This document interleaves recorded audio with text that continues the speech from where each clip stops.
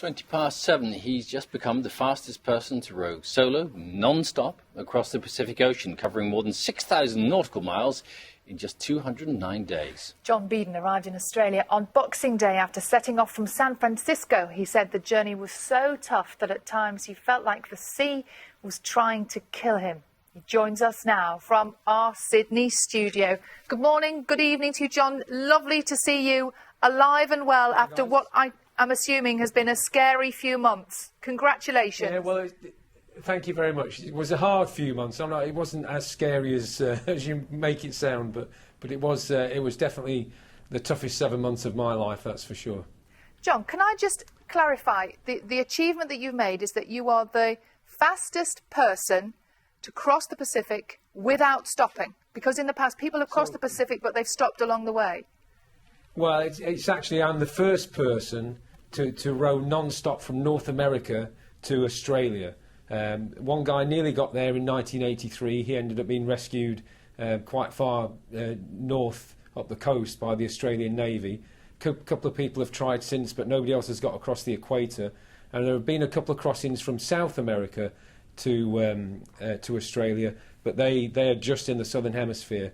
So the challenging thing about the route that I chose was that it crossed the equator through what's called the intertropical convergence zone, which is the doldrums, which aren't as quiet as they sound. I can confirm that. And there are really strong currents all the way. The equatorial countercurrent will just suck you to Peru if you don't pay attention, and so it's the first. But that was the accolade of being the first was really a side effect of just looking for a really tough rowing challenge. And I would say about that, just be careful what you wish for, because it was way tougher than I thought it was going to be. It sounds incredibly tough, John. And you explained a little bit there about how difficult things were. You were originally expecting to finish around mid-October, is that right? And I'm guessing that the doldrums delayed you.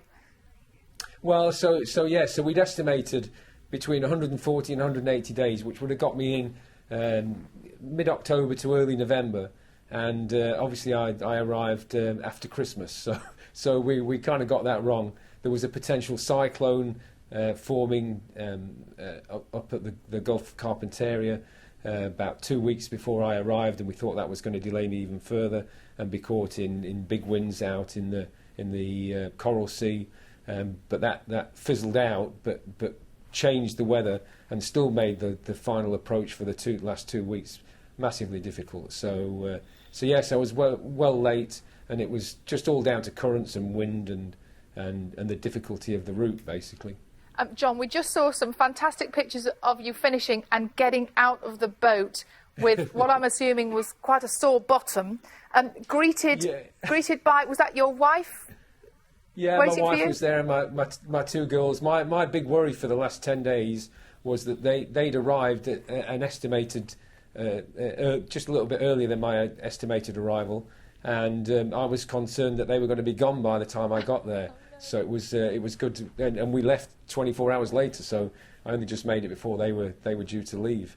John, and so that was good. Yes. John, you said that you celebrated with a ginger biscuit, but by the looks of you getting out of that boat, you could do with a proper steak and ale pie. How much weight have you lost?